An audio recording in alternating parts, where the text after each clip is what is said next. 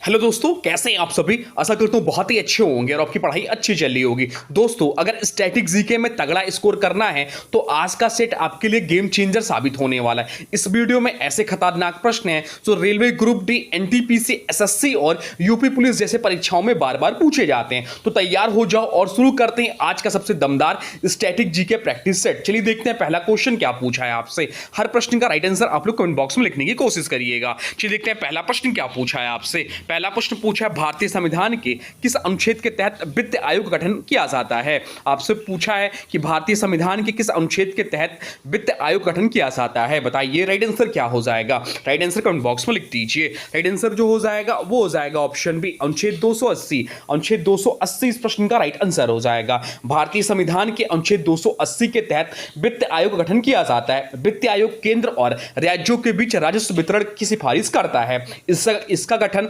राष्ट्रपति द्वारा प्रत्येक 5 वर्ष में किया जाता है। प्रथम वित्त आयोग जो हुआ था वह 1951 में प्रथम वित्त आयोग गठन हुआ था। वर्तमान में वित्त आयोग संघीय वित्तीय व्यवस्था का महत्वपूर्ण अंग है। चलते हैं अगले प्रश्न की ओर, देखते हैं अगला प्रश्न क्या पूछा है आपसे। अगला प्रश्न जो पूछा है वह पूछा कैपिटल मार्केट यानी कि पूंजी बाजार को भारत में मुख्य रूप से कौन विनियमित करता है यानी कि रेगुलेट करता है। आपसे पूछे कैपिटल मार्केट यानी कि पूंजी बाजार को भारत में मुख्य रूप से कौन विनियमित यानी कि रेगुलेट करता है। बताइए राइट आंसर क्या हो जाएगा। सभी का आंसर कमेंट बॉक्स में आना चाहिए। बताइए क्या होगा राइट आंसर। तो राइट आंसर जो हो जाएगा वो हो जाएगा ऑप्शन डी, सेबी इस प्रश्न का राइट आंसर हो जाएगा। ऑप्शन डी इस प्रश्न का राइट आंसर हो जाएगा। सेबी का फुल फॉर्म क्या होता है। सेबी का फुल फॉर्म जो होता है securities and exchange board of India, Bharat के पूंजी बाजार को नियंत्रित करता है। इसकी स्थापना 1988 में हुई थी तथा 1992 में इसे वैधानिक दर्जा मिला। सेबी निवेशकों के हितों की रक्षा करता है। बाकी विकल्पों की बात करें तो आरबीआई जो है या बैंकिंग प्रणाली नियंत्रित करता है। आईआरडीएआई बीमा क्षेत्र का नियामक है और पेरेडा जो है पेंशन क्षेत्र का नियामक करता है। सेबी का हेडक्वार्टर कहां है तो मुंबई में इसका हेडक्वार्टर है। मुंबई में इसका हेडक्वार्टर है और जो सेबी के चेयरमैन जो वर्तमान समय में है ये तुहिन कांत पांडे जी हैं। यह भी ध्यान रखिएगा। चलते हैं अगले प्रश्न की ओर, देखते हैं अगला प्रश्न क्या पूछा है आपसे। अगला प्रश्न जो पूछा है वह पूछा है दक्षिण भारत के किस राजवंश ने नौसेना शक्ति यानी कि नेवल पावर के लिए ख्याति प्राप्त की थी। आपसे पूछा है कि दक्षिण भारत के किस राजवंश ने नौसैनिक शक्ति के लिए ख्याति प्राप्त की थी। बताइए राइट आंसर क्या हो जाएगा। राइट आंसर हो जाएगा ऑप्शन बी, चोल वंश। चोल वंश इस प्रश्न का राइट आंसर हो जाएगा। चोल डायनेस्टी अपनी शक्तिशाली नौसेना के लिए प्रसिद्ध था। चोल शासकों ने दक्षिण पूर्व एशिया तक समुद्री अभियान चलाए। राजेंद्र चोल प्रथम ने नौसैनिक शक्ति को अधिक मजबूत बनाया। चोलों की राजधानी क्या थी तो चोलों की राजधानी जो थी तंजाउर थी। बृहदेश्वर मंदिर जो चोल स्थापत्य का उदाहरण है। चलते हैं अगले प्रश्न को, देखते हैं अगला प्रश्न क्या पूछा है आपसे। अगला प्रश्न जो पूछा है वह पूछा अनुच्छेद 359 के तहत राष्ट्रीय आपातकाल के दौरान कौन से मौलिक अधिकार निलंबित नहीं किया जा सकते। आपसे पूछा है कि अनुच्छेद 359 के तहत राष्ट्रीय आपातकाल के दौरान कौन से मौलिक अधिकार निलंबित नहीं किया जा सकते। बताइए राइट आंसर क्या हो जाएगा। राइट आंसर हो जाएगा ऑप्शन सी, अनुच्छेद 20 और अनुच्छेद 21 इस प्रश्न का राइट आंसर हो जाएगा। 44वें संविधान संशोधन 1978 के बाद अनुच्छेद 20 और 21 को निलंबित नहीं किया जा सकता। अनुच्छेद 20 अपराधों के संबंध से संरक्षण देता है। अनुच्छेद 21 जीवन और व्यक्तिगत स्वतंत्रता के अधिकार से संबंधित है। बाकी विकल्पों की बात करें तो अनुच्छेद 14 और 15 निलंबन से पूरी तरह सुरक्षित नहीं।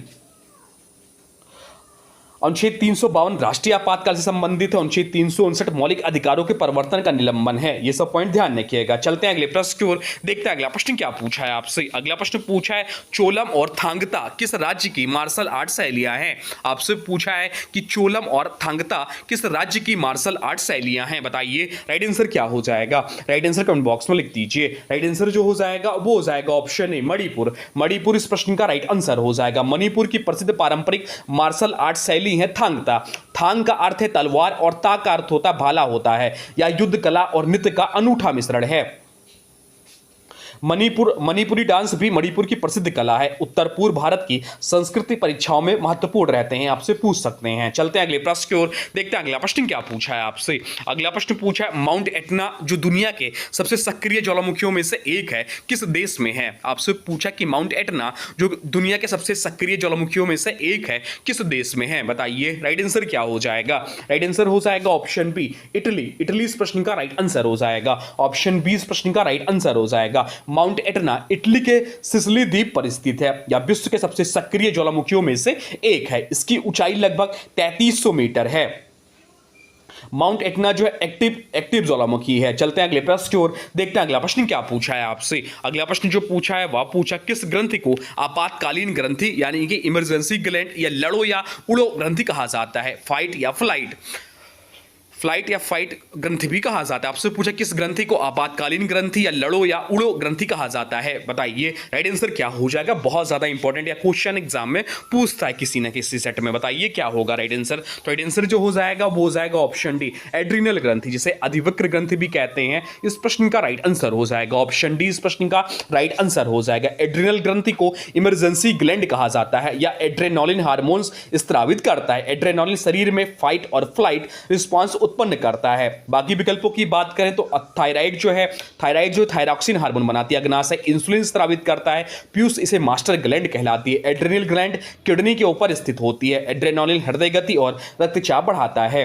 चलते हैं अगले प्रश्न को, देखते हैं अगला प्रश्न क्या पूछा है आपसे। अगला प्रश्न पूछा कंदारिया महादेव मंदिर जो अपनी वास्तुकला के लिए प्रसिद्ध है कहां स्थित है। आपसे पूछा है कि कंदारिया महादेव मंदिर जो अपनी वास्तुकला के लिए प्रसिद्ध है कहां स्थित है, बताइए राइट आंसर क्या हो जाएगा। राइट आंसर हो जाएगा ऑप्शन ए, खजुराहो इस प्रश्न का राइट आंसर हो जाएगा। कंदारिया महादेव टेम्पल खजुराहो में स्थित है। यह चंदेल शासकों द्वारा निर्मित प्रसिद्ध मंदिर है। इसकी वास्तुकला और मूर्तिकला विश्व प्रसिद्ध है। हम्पी जो दिया हुआ विकल्प में या विजयनगर साम्राज्य से संबंधित है। तंजौर बृहदेश्वर मंदिर के लिए प्रसिद्ध है और मदुरै मीनाक्षी मंदिर के लिए प्रसिद्ध है।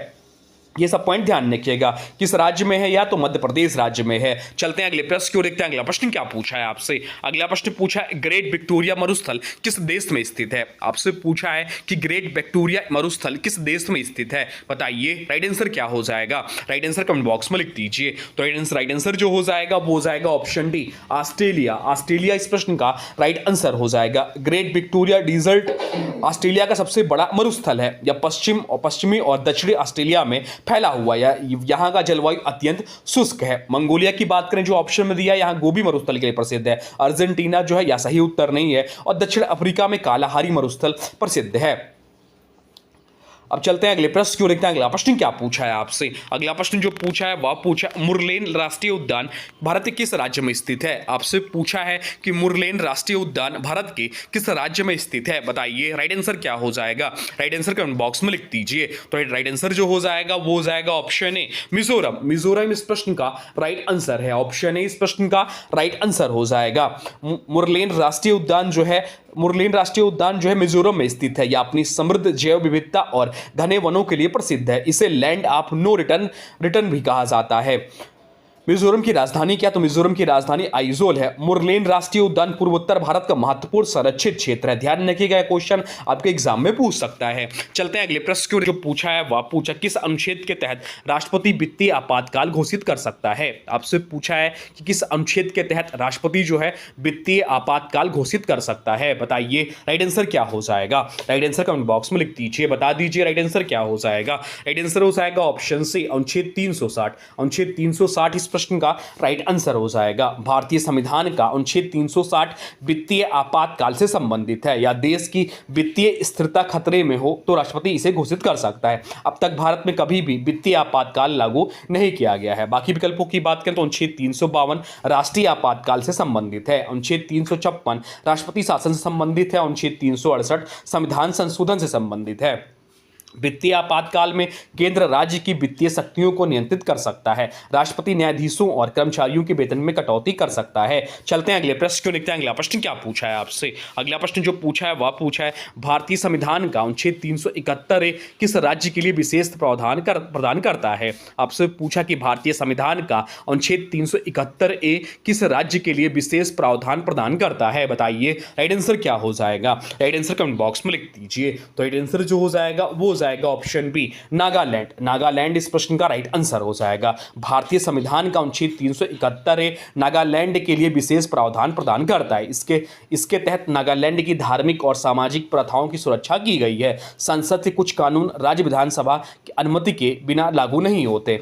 बाकी विकल्पों की बात करें तो मणिपुर जो अनुच्छेद 371 से संबंधित है, मिजोरम अनुच्छेद 371 जी से संबंधित है, असम अनुच्छेद 371 बी से संबंधित है, अनुच्छेद 371 से संबंधित नागालैंड है। विभिन्न अनुच्छेद 371 से 371 जे तक विभिन्न राज्यों के विशेष प्रावधान दिए गए हैं। नागालैंड भारत का 16वां राज्य बना है। तो क्या क्या ध्यान रखना है आपको? मणिपुर, मणि की बात करें तो अनुच्छेद 371 से संबंधित है। नागालैंड 371 ए संबंधित है। मिजोरम जो है 371 जी संबंधित है। और असम की बात करें तो असम जो है 371 बी से संबंधित है। तो ये सब पॉइंट ध्यान रखिएगा, एग्जाम के दृष्टि से इंपॉर्टेंट है बहुत ज्यादा। अब चलते हैं अगले प्रश्न को देखते हैं। अगला प्रश्न क्या पूछा है आपसे? अगला प्रश्न जो पूछा है वह पूछा है राष्ट्रीय सांख्यिकी दिवस किसके जन्मदिन के उपलक्ष्य में मनाया जाता है। आपसे पूछा है कि राष्ट्रीय सांख्यिकी दिवस किसके जन्मदिन के उपलक्ष्य में मनाया जाता है, बताइए राइट आंसर क्या हो जाएगा? राइट आंसर कमेंट बॉक्स में लिख दीजिए। तो राइट आंसर जो हो जाएगा वो हो जाएगा option B, PC Mahalanobis. Mahalanobis इस प्रश्न का राइट आंसर हो जाएगा। इन्हीं के जन्मदिन के उपलक्ष्य में मनाया जाता है राष्ट्रीय सांख्यिकी दिवस। राष्ट्रीय सांख्यिकी दिवस हर वर्ष 29 जून को मनाया जाता है। कब मनाया जाता है? तो हर वर्ष जो है 29 जून को मनाया जाता है राष्ट्रीय सांख्यिकी दिवस। या प्रशांत चंद्र महालनोबिस के जन्मदिवस के उपलक्ष्य में मनाया जाता है। पीसी महालनोबिस को भारतीय सांख्यिकी का जनक माना जाता है। पीसी महालनोबिस ने इंडियन स्टैटिस्टिकल इंस्टीट्यूट ISI की स्थापना की। महालनोबिस मॉडल भारत की द्वितीय पंचवर्षीय योजना से सब संबंधित है। जिसका कार्यकाल क्या था, कार्य पीरियड क्या था, आप लोग बताइएगा। जिसका कार्य पीरियड था 1956 से 1961 के बीच, द्वितीय पंचवर्षीय योजना। पहली पंचवर्षीय योजना जो थी हैरोल्ड डॉमर मॉडल पर आधारित थी। चलते हैं अगले प्रश्न को देखते हैं। अगला प्रश्न क्या पूछा है आपसे? अगला प्रश्न पूछा है भारत में पंचायती राज व्यवस्था सबसे पहले किस राज्य में लागू हुई थी। आपसे पूछा है कि भारत में पंचायती राज व्यवस्था सबसे पहले किस राज्य में लागू हुई थी, बताइए राइट आंसर क्या हो जाएगा? राइट आंसर कमेंट बॉक्स में लिख दीजिए। राइट आंसर हो जाएगा ऑप्शन सी, राजस्थान इस प्रश्न का राइट आंसर हो जाएगा। भारत में पंचायती राज व्यवस्था सबसे पहले राजस्थान में लागू हुई थी। इसका शुभारंभ 2 अक्टूबर 1959 को नागौर जिले से हुआ। इसे लोकतंत्र की जड़ें मजबूत करने की दिशा में महत्वपूर्ण कदम माना जाता है। पंचायती राज की सिफारिश बलवंत राय मेहता समिति ने की थी। 73वां संविधान संशोधन पंचायती राज्य से संबंधित है। चलते हैं अगले प्रश्न को देखते हैं। अगला प्रश्न क्या पूछा है आपसे? अगला प्रश्न जो पूछा है वह पूछा है भारतीय रिजर्व बैंक RBI का राष्ट्रीयकरण किस वर्ष किया गया था। आपसे पूछा है कि भारतीय रिजर्व बैंक RBI का राष्ट्रीयकरण किस वर्ष किया गया था, बताइए राइट आंसर क्या हो जाएगा? राइट आंसर कमेंट बॉक्स में लिख दीजिए। अभी हम लोग कल भी एक्स्ट्रा पॉइंट्स में पढ़े थे, बताइए क्या होगा? राइट आंसर हो जाएगा ऑप्शन सी, 1949 में। ऑप्शन सी इस प्रश्न का राइट आंसर हो जाएगा। रिजर्व बैंक ऑफ इंडिया का राष्ट्रीयकरण 1 जनवरी 1949 को किया गया था। RBI की स्थापना 1 अप्रैल 1935 को हुआ था। कब हुआ था स्थापना? तो 1 अप्रैल 1935 को इसकी स्थापना हुई थी RBI की। तब इसकी प्रारंभिक में जो इसका जो मुख्यालय था कोलकाता में था। और RBI का जो राष्ट्रीयकरण हुआ था 1 जनवरी 1949 को हुआ। RBI का मुख्यालय मुंबई में वर्तमान समय में। RBI के पहले गवर्नर कौन थे? तो RBI के पहले ब्रिटिश गवर्नर ऑस्बॉर्न स्मिथ थे।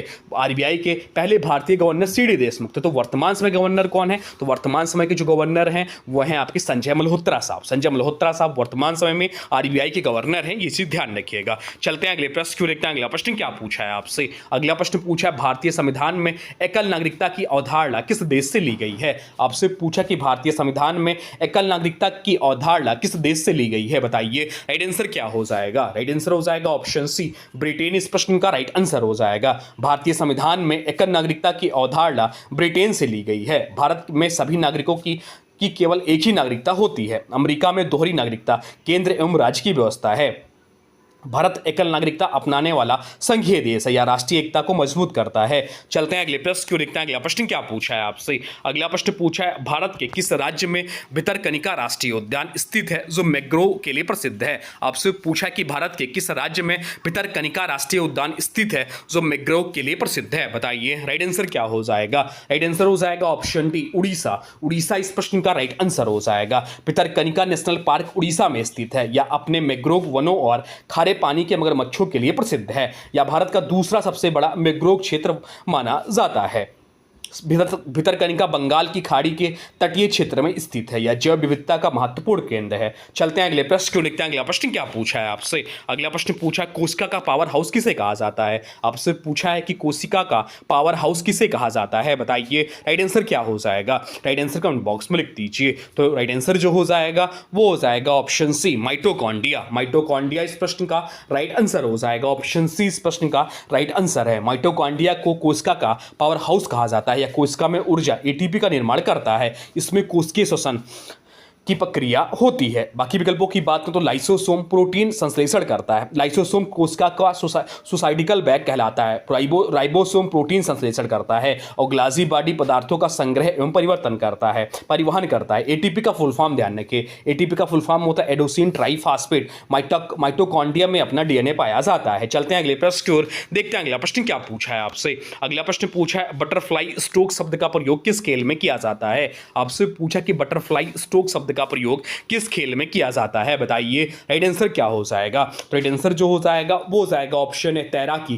तैराकी इस प्रश्न का राइट आंसर हो जाएगा। बटरफ्लाई स्ट्रोक्स तैराकी की एक प्रमुख शैली है। इसमें दोनों हाथ पर एक साथ आगे बढ़ते हैं। यह सबसे कठिन स्विमिंग स्ट्रोक्स में से एक मानी जाती है। स्विमिंग की प्रमुख शैलियां freestyle, backstroke, breast strokes और बटरफ्लाई है। ओलंपिक में तैराकी प्रमुख खेलों में शामिल है। अब चलते हैं अगले प्रश्न को, देखते हैं अगला प्रश्न क्या पूछा है आपसे। अगला प्रश्न पूछा है भारत में स्थानीय स्वशासन का जनक किसे कहा जाता है। आपसे पूछा है कि भारत में स्थानीय स्वशासन का जनक किसे कहा जाता है, बताइए राइट आंसर क्या हो जाएगा। राइट आंसर कमेंट बॉक्स में लिख दीजिए। राइट आंसर जो हो जाएगा वो हो जाएगा ऑप्शन है लॉर्ड रिपन। लॉर्ड रिपन इस प्रश्न का राइट आंसर हो जाएगा। लॉर्ड रिपन को भारत में स्थानीय स्वशासन का जनक कहा जाता है। उन्होंने 1882 में स्थानीय स्वशासन संबंधी प्रस्ताव पारित किया। इसमें नगरपालिकाओं और स्थानीय निकायों को बढ़ावा मिला।